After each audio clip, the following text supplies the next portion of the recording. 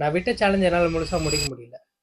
ஆமாங்க. 120 நாள்ல ஒரு பெட்டர் ஷேப் வரலான்னு பார்த்தேன். ஆனா அது என்னால முடியல. ஏன்னா நான் பண்ண பெரிய தப்பே என்னன்னா, ஒரு சில பேர்லாம் ஆல்ரெடி ட்ராக் புடிச்சு, ஃபேட் லாஸ் ஸ்டார்ட் பண்ணி, அவங்களோட லாஸ்ட் 3 to 4 மந்த்ஸ் தான் காட்டுவாங்க.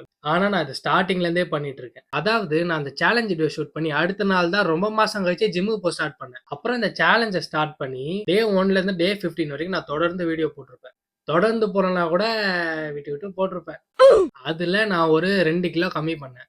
இப்ப அந்த 2 கிலோ இல்லாம எக்ஸ்ட்ரா வர வெயிட் போட்டேன். இப்போ எனக்கு லாஸ்ட் எக்ஸாம் ஜூன் 1 முடியுது. ஜூன் 3ல இருந்து நான் திருப்பி இதை ஸ்டார்ட் பண்ணலான்னு இருக்கேன். ஆனா என்ன ஒண்ணுன்னா 120 நாள் நான் உடம்பு குறைப்பேன்னு இல்லாம நான் உடம்பு குறைக்கிற வரைக்கும் எப்படி நான் ட்ராக் பிடிக்கிறேன், எப்படி நான் ஃபேட் லாஸ் பண்றேன், எப்படி என் மசிலை மெயின்டைன் பண்றேன், எப்படி நான் என் டயட்டை மாத்துறேன், எல்லாமே நான் A to Z நான் உங்களுக்கு சொல்றேன். இவன் ஃபேட் லாஸ் பண்றானே, இவன் சாப்பிடுறது நம்மளும் சாப்பிட நம்மளுக்கும் ஃபேட் லாஸ் ஆகும்ன்றது நீங்க நினைக்காது. ஒருத்தவங்களுக்கு ஒரு மாதிரி அவங்களோட பாடிக்கு ஏத்த மாதிரி தான் அவங்க சாப்பிடணும். அதை நான் அடுத்த வீடியோல கண்டிப்பா நான் சொல்றேன். கடைசியா ஒன்று சொல்லிக்கிறேன். Don't give up on your dreams. அடுத்த வீடியோல பார்க்கலாம்.